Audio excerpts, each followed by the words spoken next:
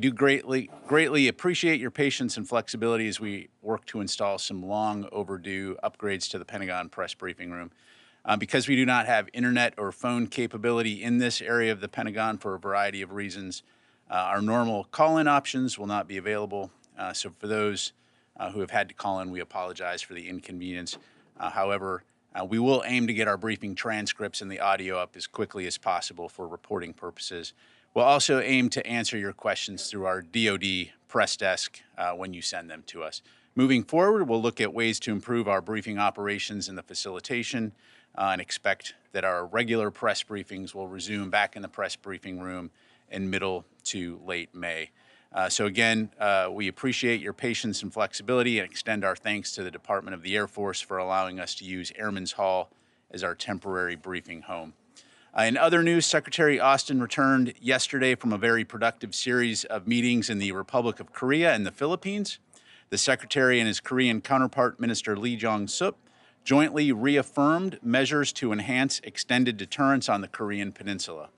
The two leaders additionally pledged to closely cooperate regarding U.S. strategic assets in the future, as well as further expand and bolster the level and scale of combined exercises and training.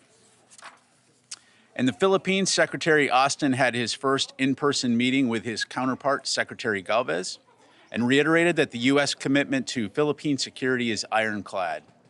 The Secretary expressed his appreciation for the Philippines' approval of 4 new Enhanced Defense Cooperation Agreement locations, and both Secretary Austin and Secretary Galvez noted that the EDCA is a key pillar of alliance cooperation and supports combined training exercises and interoperability. Separately, the Department of Defense announced today a significant new package of security assistance for Ukraine. This includes the authorization of a presidential drawdown of security assistance valued at up to $425 million, as well as $1.75 billion in Ukraine Security Assistance Initiative funds. The presidential drawdown is the 31st such drawdown of equipment from DoD inventories for Ukraine. In total, the U.S. has now committed $32 billion in security assistance to Ukraine since 2014 and $29.3 billion since Russia's unprovoked and illegal invasion nearly 1 year ago this month. Today's announcement includes critical air defense capabilities to help Ukraine defend its people, as well as armored infantry vehicles and more equipment that Ukraine is using to so effectively, including Javelin anti-tank missiles, artillery ammunition, and conventional and long-range rockets for U.S.-provided HIMARS. Additional information on this security package can be found on defense.gov. In regards to our announcement last night regarding the high-altitude surveillance balloon, I'm not going to have much new information to provide other than to say that the North American Aerospace Defense Command continues to monitor it closely. While we won't get into specifics in regards to the exact location, I can tell you that the balloon continues to move eastward and is currently over the center of the continental United States. Again, we currently assess that the balloon does not present a military or physical threat to people on the ground at this time, and will continue to monitor and review options.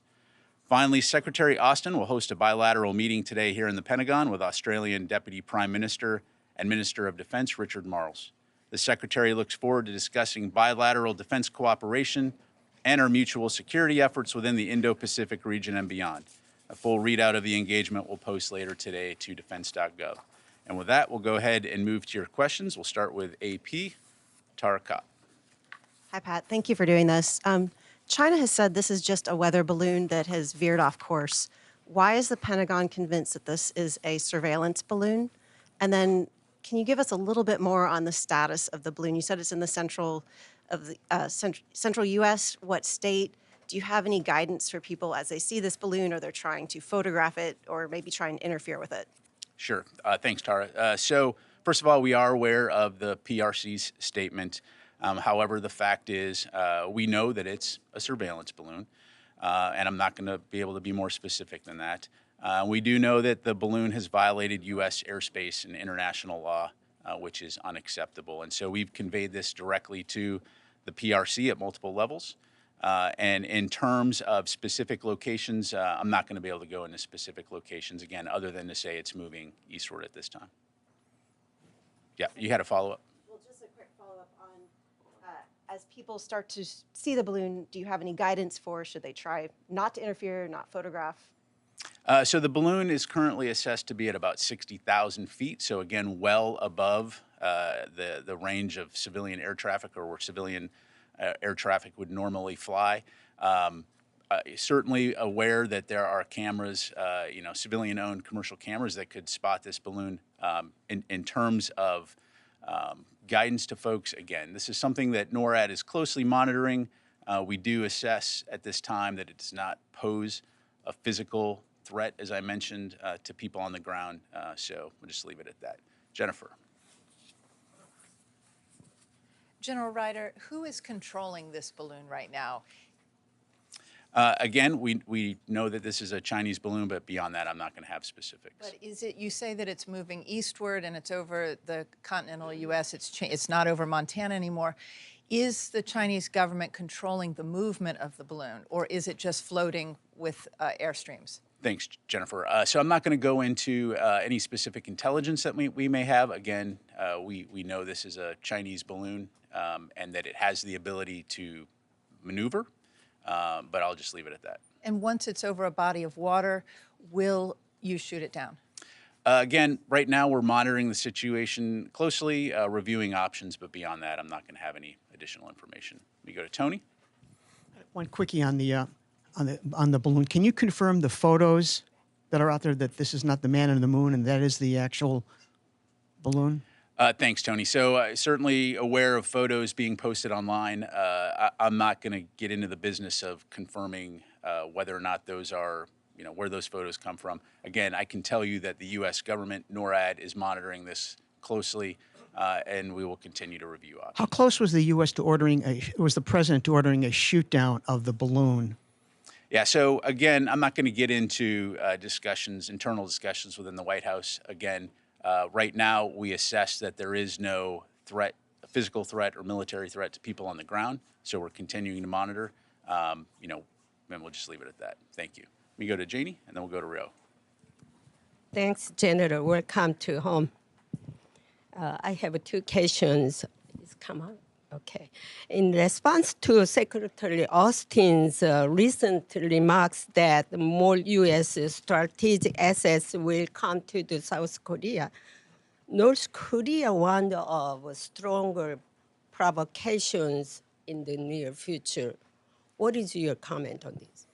Well, it's certainly not surprising given North Korea's track record of making bellicose statements. Again, what we're focused on is on preserving peace, security, and stability in the Indo-Pacific region.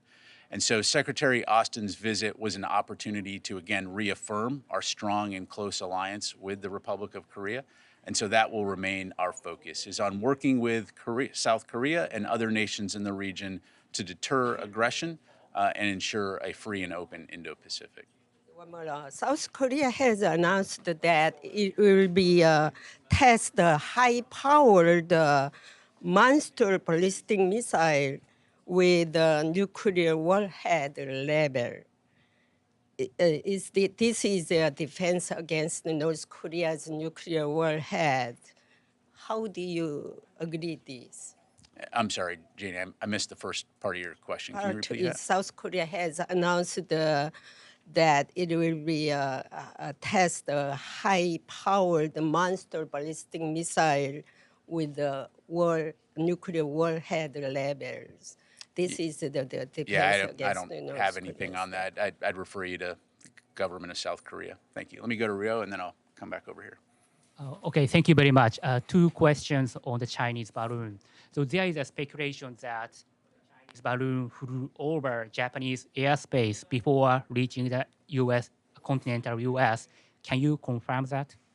I've seen those press reports. Again, as we acknowledged in our statement that we posted last night, we have seen this type of balloon activity elsewhere before. But again, I'm not going to get into intelligence, and I'm not going to have any further information to provide.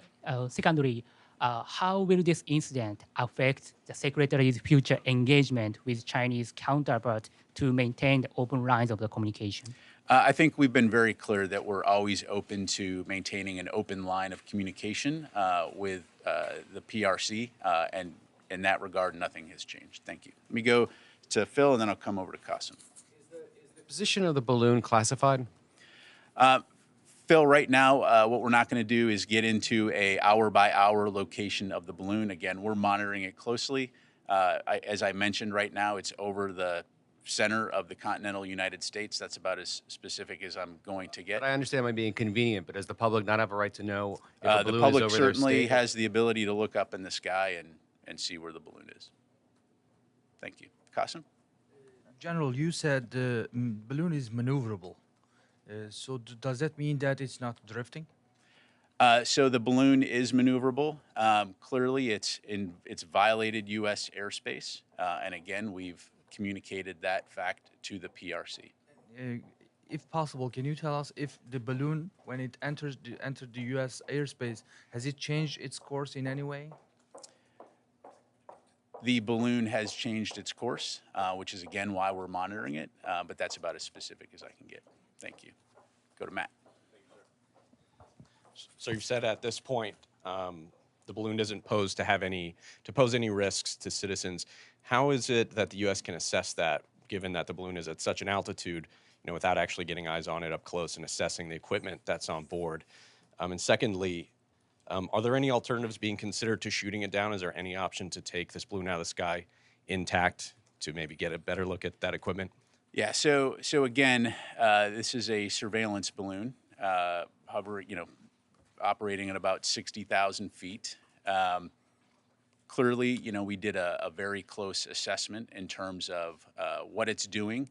And as I mentioned, military commanders have assessed that there is no physical or military threat to people on the ground. And so in that regard, we'll continue to monitor. In terms of way ahead, we will continue to review options, but I'm not going to have anything further to provide on that. So thank you. Ma'am. Thank you, Pat. You said that this is violating our airspace, so why not take it down? Yeah, so clearly as we assess options and considering the size of the payload on this, looking at the potential for debris and the impact on civilians on the ground or property damage, again, running through the various factors and looking at in terms of does it pose a potential risk to people while in the air. And right now, as I mentioned, we assess that it does not pose a risk to people on the ground as it currently is traversing the continental United States. And so out of an abundance of caution, cognizant of the potential impact to civilians on the ground from a debris field, right now we're going to continue to monitor and review options. And if I may, you mentioned that we've seen this kind of activity before, so why are we sharing this one, and why last night if you were following it for a few days? Is this some sort of sign that we should take from China ahead of Blinken's visit or from the activity that we had in the Philippines? Yeah, so in terms of any hypotheticals about messaging from PRC, I'd refer you to them on that front. Again, I think what makes this different is the duration and the length of which it has been over U.S. territory. But beyond that, I'm not going to be able to go into any more specifics. Mike. Thanks, Pat. Yesterday, a senior defense official said that the intelligence gathering capability of this balloon would be no better than any Chinese satellite in low Earth orbit. If that's the case, why would Beijing go through the trouble and expense to send this balloon on such a journey? Yeah, I'd have to refer you back to the PRC on that. Any opinion why? Again, look, we're monitoring this. As I mentioned, it's violated U.S. airspace. It's violated international law. We've communicated that back to the government of China. But again, I'd refer you back to China in terms of. But I assume that that the Pentagon is trying to figure this out itself. Why they're bothering to do this if it's offering no better intelligence gathering than from a satellite, right? Yeah. Again, I mean that's a statement, not a question. So. Yeah. Question mark at the end of it then. Yeah. Again, I'm not going to have anything other to provide. So, ma'am. Yeah. Go to her and then come back to Nancy here. I was wondering, is there any way that the Pentagon is able to gauge how long it could potentially loiter, comparing to balloons that have been in the past? And, how long do you anticipate that it could loiter? Sure. Yeah, so as I mentioned, we'll continue to monitor it. Right now, we assess that it'll probably be over the United States for a few days, but we'll continue to monitor, review our options, and keep you updated as we can. Thank you. Okay, let me go to Nancy here. Hi, General. I want to go back to a couple of things you said. You said several times that the U.S. is reviewing its options. I'd like some clarity. Is the option of shooting down the balloon, particularly as it's going over more populated areas, off the table? Is that still amongst the options that the U.S. military is considering? And if so, under what conditions would it do so? Yeah, thanks, Nancy. So at this stage, what I can tell you is, again, we're reviewing options. I'm not going to go into more specifics than that. And when and if there's any updates to provide, we'll let you know. It's been ruled out, shooting. Again, we're monitoring it and we're reviewing options. I'll just leave it there. And then a senior defense official yesterday said that similar incidents had happened under the previous administration, and yet some of those administration officials have come forward and said they're not familiar with it.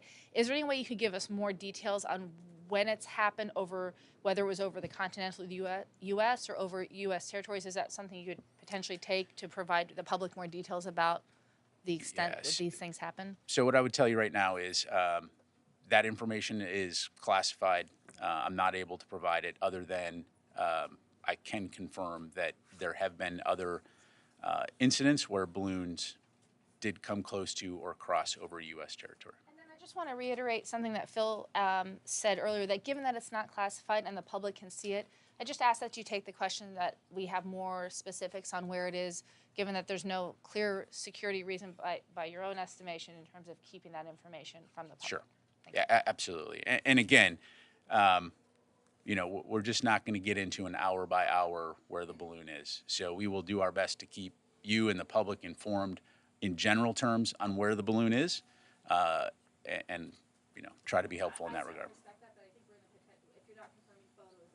Guessing game where people think it's flying over. I just think some fidelity would be in everybody's Understood. And again, I think a key point here to make, and to purposefully belabor the point, which is that, again, as this balloon traverses the continental United States, we assess that it currently does not pose a physical or military risk to people on the ground. So we will continue to monitor, we'll continue to review our options, and provide information and updates as we're able to. So, Jennifer. If it approaches Washington, D.C., will you shoot it down? Again, Jennifer, we're reviewing options, but I'm not going to get into hypotheticals or speculate on potential future actions. So let me go to the back of the room here, and then I'll come up to Joe. Thank you, General.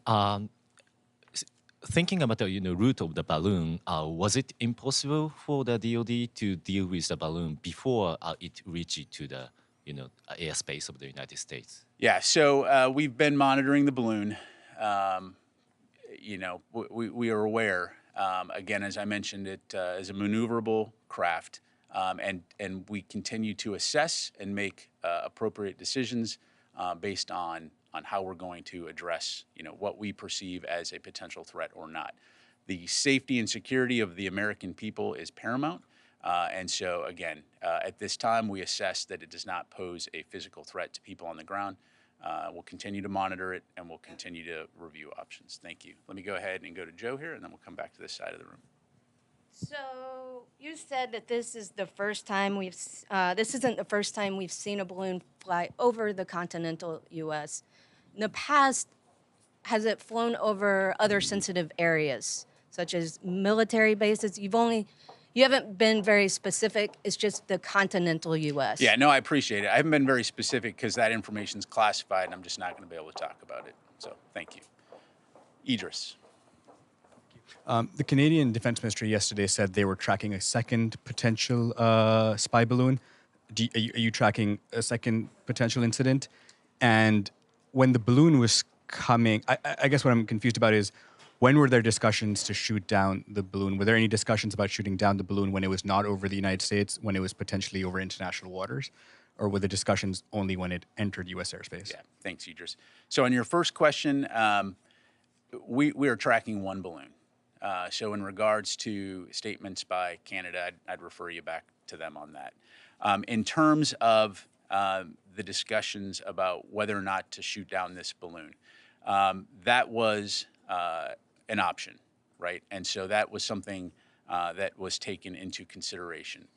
Again, because we assess that currently it does not pose a physical or military risk to people on the ground, for now we're continuing to monitor and review options. Thank you. I'll go back to Ellie and then we'll come up here. Thank you. How big is the balloon that you're tracking? And have you guys picked up, is it leaving anything in its wake, like sensors? Yeah, so on your latter question, I'm not going to get into intelligence.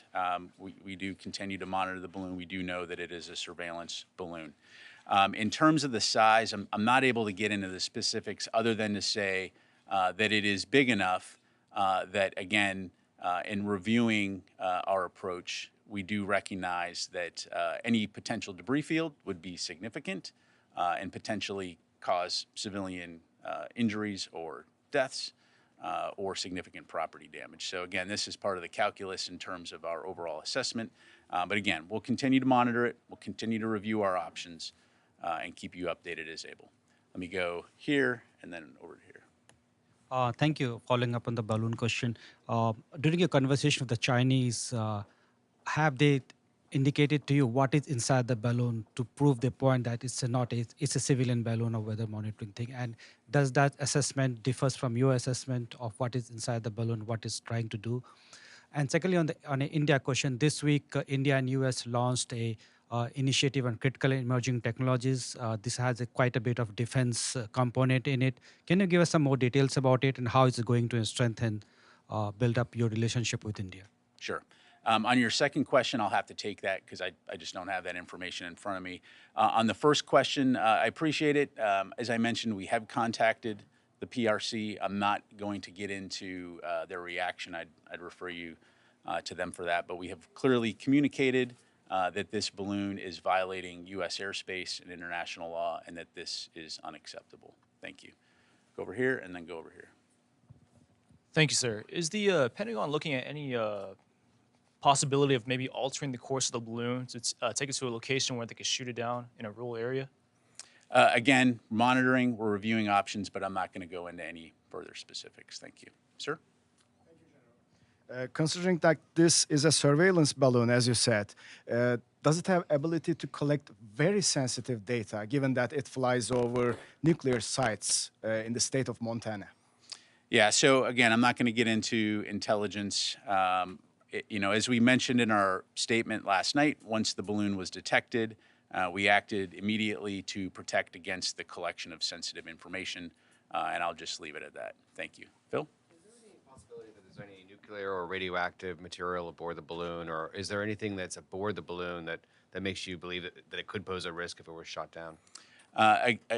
Short answer is no. But again, right now we do not assess that the balloon in its current configuration at approximately 60,000 feet poses a physical or military threat to people on the ground. Thank you. Joe? Ukraine question. The small diameter bomb in the latest Ukraine aid package has the potential to target Crimea. Is that the intent behind providing it now? So thanks for the question, Joe. So yes, as part of the USAI package, we will be providing ground launch small diameter bombs to Ukraine.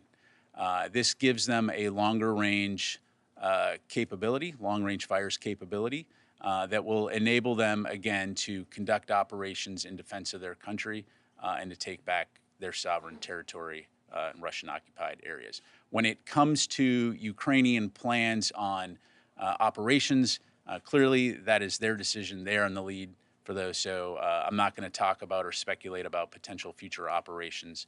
But again, all along we've been working with them to provide them with capabilities that will enable them to be effective on the battlefield.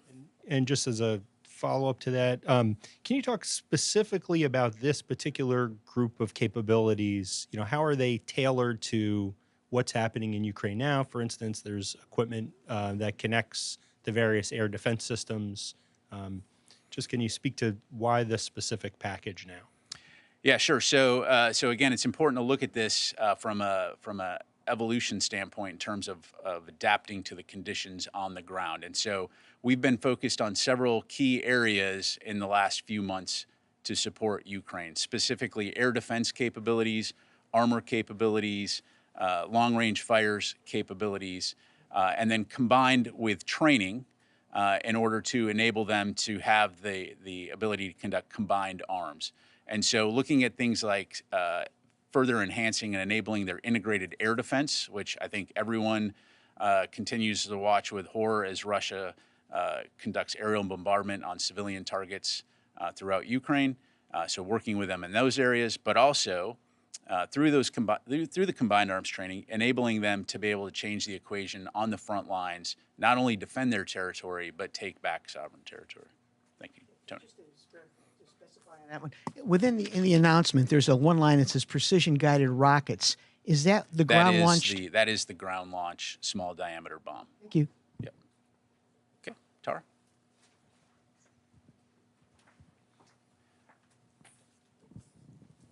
Just going back to the Ukraine package, can you talk a little bit more about integrating the air defense systems, particularly all the systems that have been sent by different NATO partners, and how do you integrate those with the systems Ukraine already has?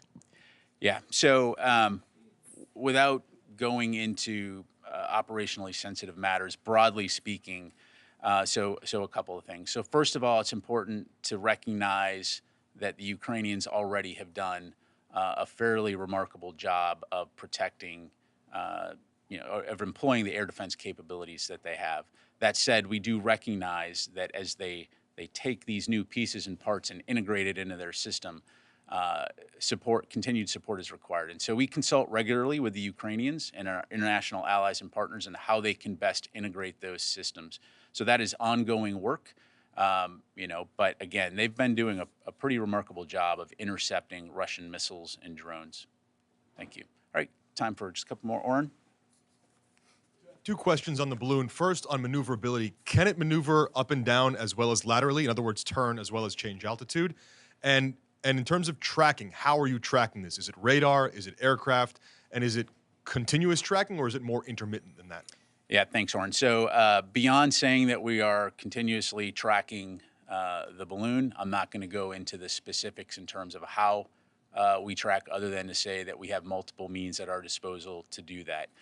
In terms of more specifics on the balloon, again, I'm not going to get into intelligence, again, other than it is maneuverable, and I'll just leave it at that. All right, two more questions, Phil, and then Qasim. The Chinese, you said it changed course. Did it change course following your disclosure of its presence over the United States? And secondly, is to the point about its capabilities, how is it powered? How is it moving? How is it maneuverable? Yeah, thanks, Phil. So again, on your latter question, I'm not going to get into intelligence. Clearly, it's a balloon that has a payload underneath it. I'll just leave it at that. What's that? What do you mean by payload? It's got a large payload underneath the surveillance component, underneath the actual balloon piece of it. So just leave it at that.